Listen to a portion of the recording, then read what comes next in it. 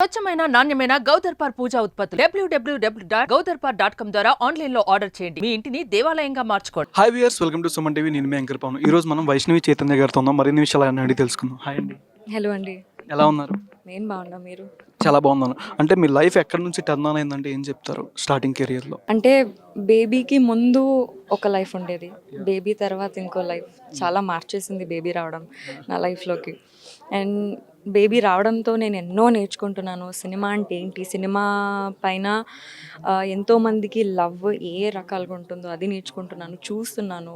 చాలా క్రాఫ్ట్స్ గురించి తెలుసుకుంటున్నాను. As an actor కూడా ఏమేమి తెలుసుకోవాలో అన్నీ నేర్చుకుంటున్నాను.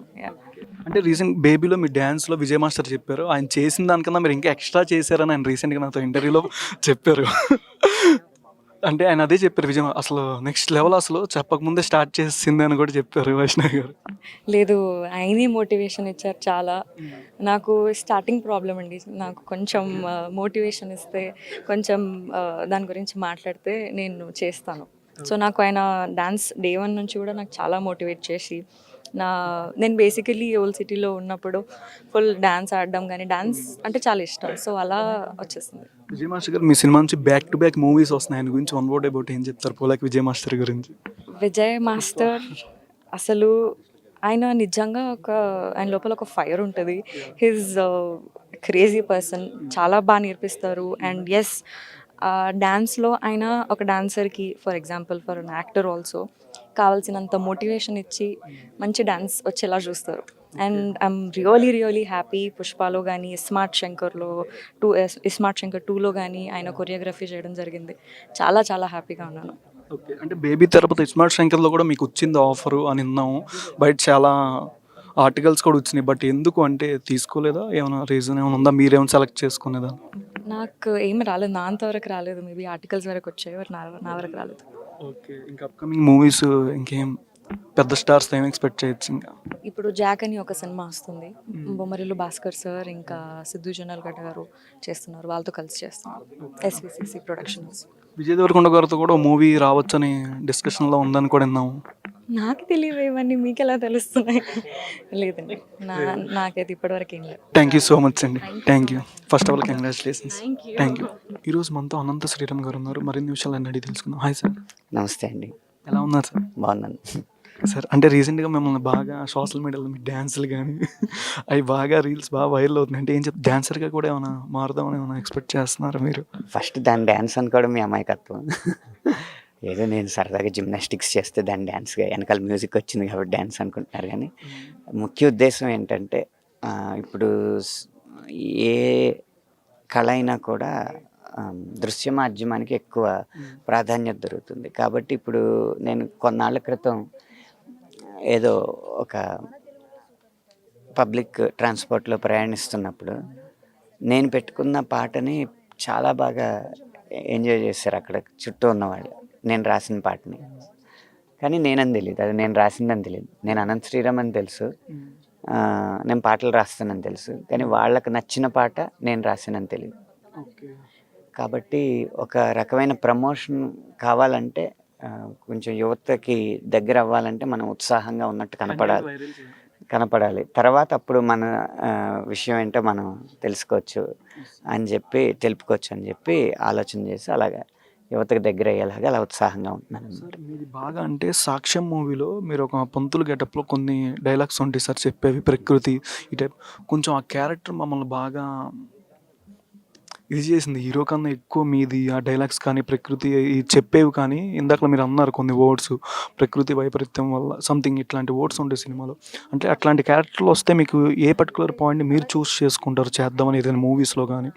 ప్రత్యేకమైన కండిషన్స్ ఏం లేవండి. నాకు రంగస్థలంలో అనుభవం ఉంది చిన్నప్పుడు. నటన అనేది అంత బెదిరే విషయం ఏం కాదు. అలా అని చెప్పి ప్రయత్నించే విషయం కాదు. ఎందుకంటే రచన అనేది చాలా ఇష్టమైన ప్రక్రియ. రోజులో 18 గంటలు దాంట్లోనే గడుపుతాను. కాబట్టి ఎప్పుడైనా వస్తే రిజెక్ట్ చేసే ఇది లేదు. కానీ నేను చేయగలను అనుకున్నప్పుడు చేస్తాను. అంటే ఎవరైనా పెద్దవాళ్ళు సాక్ష్యం మూవీ చూసి మీ క్యారెక్టర్ ఈ టైప్లో ఉంది, చాలా బాగుందని ఎంతమంది నుంచి మీకు ఫీడ్బ్యాక్ వచ్చింది సార్ ఆ సినిమా సాక్ష్యం మూవీలో ఎస్పెషల్లీ? అందుకని అప్పటి నుంచి చాలామంది వాల్మీకి అని గుర్తుపట్టడం మొదలుపెట్టారు. పిల్లలు ముఖ్యంగా వాళ్ళ పేరెంట్స్కి ఈయన వాల్మీకి ఆ సినిమాలో వాల్మీకి అని, ఓ ఇది అనంత్ శ్రీరామ్ కంటే వాల్మీకి పేరు కొంచెం ఇది అయ్యేలా. ఇప్పుడు 12 సంవత్సరాలు అయిపోయిందండి అది చేసి కూడా. ఇంకా అప్కమింగ్ మూవీస్ ఏమేంటి సార్ చేసేవి, మూవీస్ కానీ లిరిక్స్గా కానీ బెస్ట్? రాబోయే సినిమాల్లో గేమ్ చేంజర్లో 2 పాటలు రాశాను. అలాగే రామ్ చరణ్ గారిదే బుచ్చిబాబు గారి సినిమాలో రాస్తున్నాను.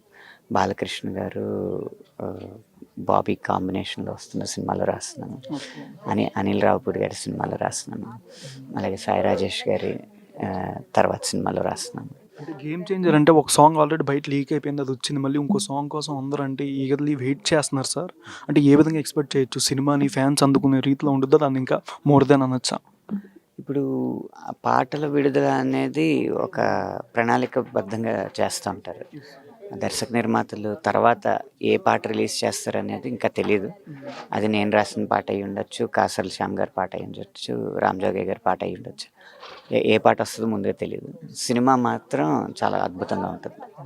కానీ ఈ మధ్య సింగర్స్కి బాగా మంచి ఆపర్చునిటీస్ వస్తున్నాయి, చాలామంది మంచిగా ఎంకరేజ్ చేస్తున్నారు ఈ ఇండియన్ ఐడల్ రీసెంట్ సింగర్ కాంపిటీషన్లో. కానీ మీరంటే యూత్కి ఏం చెప్తారు, బాగా ప్యాషన్ ఉన్న వాళ్ళకి?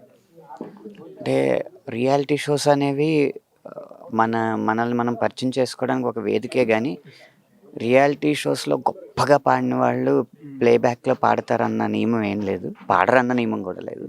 కానీ రెండింటికి తేడా ఉంది. ప్లేబ్యాక్ సింగింగ్, రియాలిటీ షోలో సింగింగ్ అంటే ఒక అద్భుతమైన బిర్యానీని డైనింగ్ టేబుల్ దగ్గర పెడితే అక్కడికి వచ్చిన వ్యక్తికి వడ్డించడం. ప్లేబ్యాక్ సింగింగ్ అంటే మీకు ఉల్లిపాయలు, పచ్చిమిరపకాయలు, మసాలా దినుసులు, కూరగాయలు, బాస్మతి రైసు, దాల్చిన చెక్క ఇవన్నీ విడిగా ఇస్తే ఏది ఎంత పాలలో వేయాలో ఉప్పు కారం కూడా మనకు మనం అనుకుని కలిపి వడ్డించడం అన్నమాట. ఈ రెండింటికి అంత తేడా ఉంది. కానీ బయట చూసే వాళ్ళకి బిర్యానీ మనకు పెట్టాడు అన్న అనుభవమే ఉంటుంది, కానీ వండడం వచ్చా లేదా అనేది తెలియదు.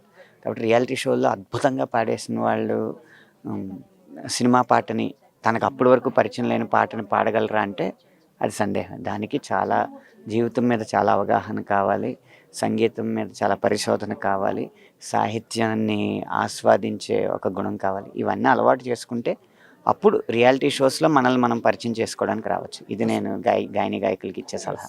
అంటే 5 ఫిల్మ్ఫేర్ అవార్డ్స్ ఒకే మూవీకి వచ్చింది, ఎట్లా మీరు ఎగ్జైట్ అవుతున్నారంటే? ఒక చిన్న సినిమా ఏంటి 5 అవార్డులు, best lyrics, best playback singer, best actor, best baby. ఇలాంటి సినిమాలకి ఒక్క అవార్డు వచ్చినా కూడా ఒక పండగ లాంటిది. అలాంటిది 5 ఒకేసారి వచ్చినాయి కాబట్టి ఇది పెద్ద పండగ, సంక్రాంతి లాంటిది అనమాట. మా పంట పండిందని అనుకుంటున్నాను. అందులోనూ పెద్ద సినిమాలకి వచ్చినప్పుడు ఎంతైనా ఆ సినిమా తాలూకు ఘనత ఆ స్టార్ వెలుగులోనే ఉంటుంది. ఇక్కడ ఒక్కొక్కళ్ళ టెక్నీషియన్స్ ఒక్కొక్క ప్రమిద లాంటి వాళ్ళు, వాళ్ళ వెలుగు వాళ్ళు పంచగలిగి వాళ్ళ వెలుగుకి వాళ్ళ గుర్తింపునిచ్చుకోగలిగారు. అది చాలా సంతృప్తిగా ఉంది. Thank you sir. First of all congratulations. Thank you so much sir. Suman టీవీలో మీ పర్సనల్ అండ్ బిజినెస్ ప్రమోషన్స్ కోసం కింది నెంబర్కి కాంటాక్ట్ చేయండి.